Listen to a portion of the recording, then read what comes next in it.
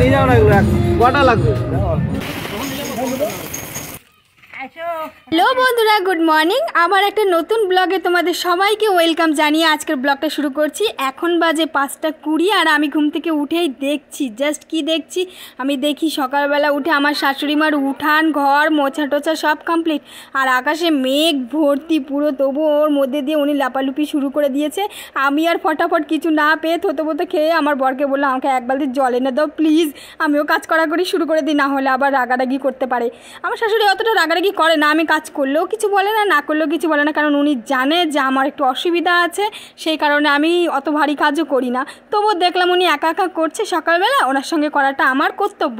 আর আজকে যেহেতু বাড়িতে একটু আয়োজন আছে, তো কি করে আমি একা একা ভেবে পায়ের উপর পা তুলে দিয়ে বসে থাকি, সেটা তো আর ভালো দেখা যায় না। তাই শুরু করে দিলাম ফটাফট করে লক্ষ্মী বৌমার মতন বাড়ির সংসারের সমস্ত কাজ।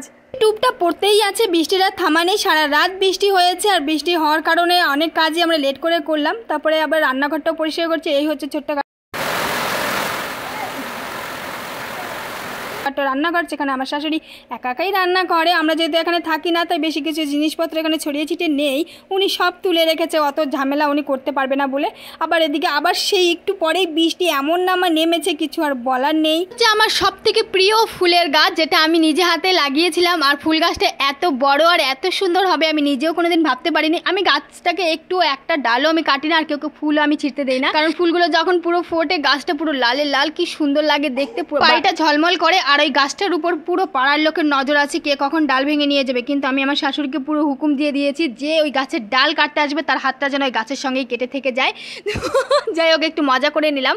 আর এই সামনের দৃশ্যটা তো তোমরা দেখতেই পাচ্ছ, এত সুন্দর চায়ের বাগান। আর এখন এই যে আমার বর গাড়ি বার করছে, আমরা একটু বাজারের দিকে যাব, কারণ এখন বেলা 11:30 বেজে গেছে, আর এখন বাজারে না গেলে ভীষণ লেট হয়ে যাবে। আর আমাদের বাজারে গিয়ে অনেক অনেক কাজ, চলো থাকো আমাদের সঙ্গে, সামনে আরও অনেক কিছু দেখতে পারবে। আর আমার তোমাদের সঙ্গে শেয়ার করব আমাদের জায়গাটা আরও কত ভালো। আগের দিন তো আমি তোমাদের দেখাতে পারিনি পুরো কিভাবে মানে অন্ধকারের মধ্যে দিয়ে জায়গাগুলো দেখেছিলাম। আজকে একটু দিনের আলোতেই তোমাদের সঙ্গে শেয়ার করব আমাদের পরিবেশটা, চলো আমাদের সঙ্গে। আর সামনেই এখন দেখো কি বৃষ্টি আবার নেমেছে, এমন বৃষ্টি নেমেছে মানে থেকে থেকে বৃষ্টি হচ্ছে, কিছুটা রোদ কিছুটা বৃষ্টি। আর এই হচ্ছে পরিবেশ, ফাঁকা জায়গা, সামনেই চা বাগান দু সাইডে দেখতে পাচ্ছ, আর এরকম সুন্দর ফাঁকা রাস্তা, জাস্ট অসাম ভিউ। কিন্তু আকাশ ভর্তি মেঘের কারণে সেই একই অবস্থা।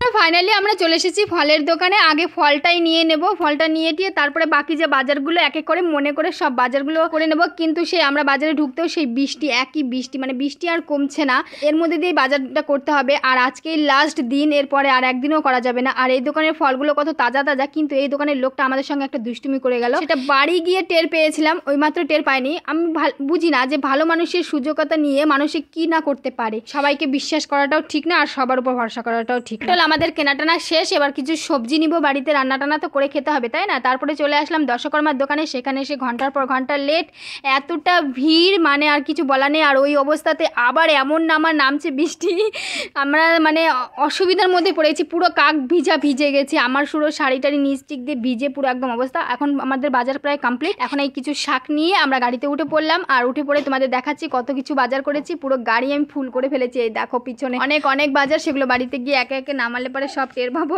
আর আজকে বরের পকেট তো পুরো খালি, সেটা একদম ফুল ফাইনাল। মানে নামে কিছু করলে পরে কষ্ট বুঝে একটু কম হয়, তো আজকে আমি সারাটা দিন উপোস করে আছি, কিন্তু বিশ্বাস করে একটুও কষ্ট হয়। বৃষ্টিটা কমেছে, তোমাদের একটু দেখানোর চেষ্টা করি যে কত সুন্দর ওয়েদার আর কত সুন্দর দৃশ্য। আর এদিকে আমার বর গুনগুন গুনগুন করে গান করছে, তোমরা গানটাও এনজয় করো আর আমাদের সঙ্গে থাকো পুরো। আর একদিন খুব ভালো করে তোমাদের গান শোনাবো, ও খুব ভালো ভালো গান করতে পারে, যেগুলাকে খুব সুন্দর মুহূর্ত, খুব সুন্দর যাক না যেদিকে যেতে চায় প্রাণ। তোমাদের একদিন ভালো করে গান শোনাবো, আমার হাজবেন্ড খুব ভালো গান করতে পারে, তোমাদের একদিন শোনাবো। তো এখন আমরা বাড়ি চলে এসেছি আর এই জিনিসপত্রগুলো নামিয়ে নেব, নামিয়ে নিয়ে দেরি করব না। তারা পুজোর জন্য সব কিছু জোগাড় যন্ত্র করে ফেলছে। ওদিকে আমার শাশুড়ি ওই কাজ করছে আর আমি এদিকে ফল কাটছি, আর এদিকে আমার বরমশাই বলে দাও আমি নারকেলটা কুড়িয়ে দেই, নাহলে দেরি হয়ে যাবে, বেলা তো এক গেলেও খুব কষ্ট হচ্ছে। আর আমরা কেউ আমাদের বাড়িতে বাচ্চা কাচ্চা থেকে শুরু করে কেউ এখনও মুখে একটা দানাটাই দেয়নি, কারণ সবাই উপোস করে আছে আর সবাই ঠাকুরের নামেই আছে। যাই হোক ভগবান পুজোটা যেন ভালো হয়, বৃষ্টি যেন না হয়, আমি এইটুকুই সবসময় এখন বলছি যে এখন যদি বৃষ্টি হয় তাহলে তো মনে করো গেল পুজোর সর্বনাশ হয়। এই হলো ঠাকুরের, আমাদের ছোট্ট ঠাকুর, বড় ঠাকুরের পুজো করছি। আর বড় ঠাকুর বলতে তোমরা অনেকেই মা কালী ভাবো না, এটা বড় ঠাকুর বলতে আমি শনি মহারাজের কথাই বলছিলাম। আর ভিডিওটা যেহেতু লেট করে ফেললাম তোমাদের দিতে, কারণ জানোই তো ব্যাপার থাকে অ্যাডজাস্ট করার, সংসারের সমস্ত কাজ করে আবার এডিট করার, তারপরে না শেয়ার করবো বলো।